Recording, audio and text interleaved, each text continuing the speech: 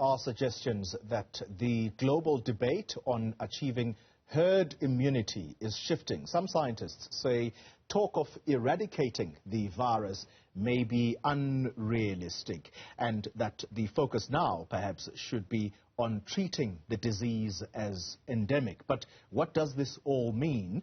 Let's have the Wits University Virology Professor Shabir Madhi, who joins us now, who's going to explain to us what this all means. Prof, a very good morning to you, and thank you very much for your time.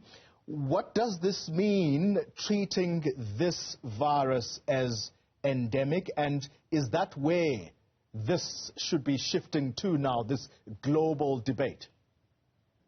Good morning. Thank you for having me. Just a bit of a correction. I'm actually a professor of vaccinology rather than virology. My colleagues get very upset when I claim to be a virologist.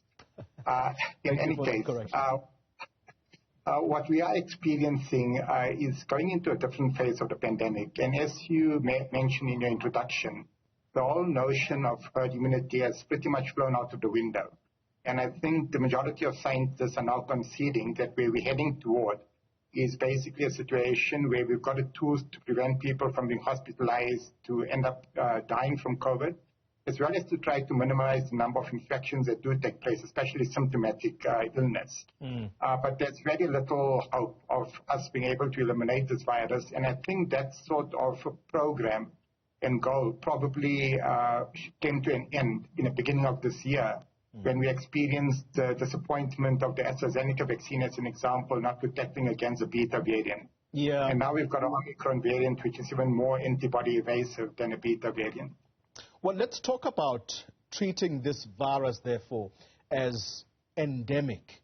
Firstly, what does that mean when you hear that at the moment in our country, with the dominant variant being Omicron, which is clearly spreading throughout the country, there's about 420 people in ICU. So when the discussion is going to then shift, or the debate is going to shift towards treating the virus as endemic, what do we mean by this when you have these people that are also in ICU?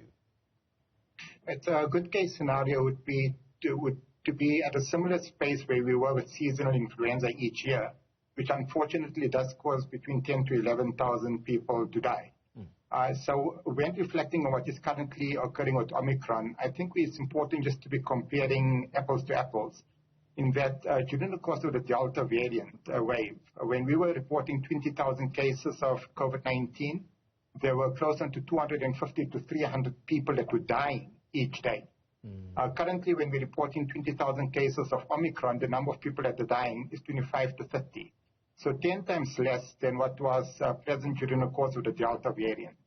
And there is a reason for that, not necessarily because the virus is less virulent, but rather because of the extensive population, number of people, proportion of the population that have developed some type of immunity, which doesn't protect them against infection, but very much protects them from that infection progressing to severe disease. And that is what's really coming out right now with Omicron. That despite it being antibody evasive, and we expect breakthrough infections in people that are vaccinated, then there's another very important arm of the immune system that both past infections as well as vaccines stimulate. And that is known as the cytotoxic T cells. And that sort of immune response is relatively much more resilient and relatively less affected by the mutations that have occurred even with Omicron. Consequently, we're seeing an uncoupling of large number of infections relative to the number of people that are being hospitalized and dying of COVID-19. So in simple language then, Professor, are we moving to a stage where we are going to look and talk about this virus as almost being a common flu? Oh, well, not a common flu. A common flu is different from influenza. A common flu just gives you the sniffles. Influenza can give you severe illness. So similar to what influenza is, I think that's where we're heading to. Like I mentioned, we shouldn't dismiss that influenza still causes between 10 to 11,000 people to die each year. And we can expect COVID-19, for me, an optimistic scenario in the immediate term would be that we can bring down the number of people that die from COVID-19 from closer to 125,000 each year to 1/10 of that. And I do think that we're heading in that direction over the course of the next few months. All right. Very interesting indeed. So, Professor, let's then move the attention to the threats that have been issued towards some of your colleagues, particularly on the back of the discovery of the Omicron variant.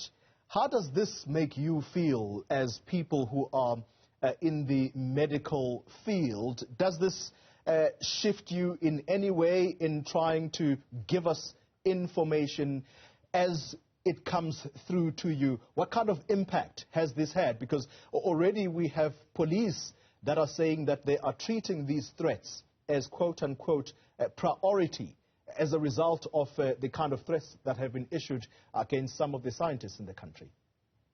Sure. I mean, I myself end up receiving emails quite often making the same sort of nuanced threats. But at the end of the day, I think we need to be clear about one thing, is that scientists are resolute about what they interrogate and the sharing of that information. And these sort of threats, whilst of concern, essentially are not going to hold back scientists from sharing information with the public, because the reason scientists do that is not to harm the public, but rather to equip the public to better fight, not just COVID-19, but even when it comes to issues such as TB. And the same thing occurred during the HIV era in South Africa in the Mbeki years, where scientists were resolute in terms of the sharing of information despite threats that were subtle threats that were coming from government at that point in time. Professor of Vaccinology at the University of WITS, Professor Shabir Madhi, thank you very much for your insights on this matter.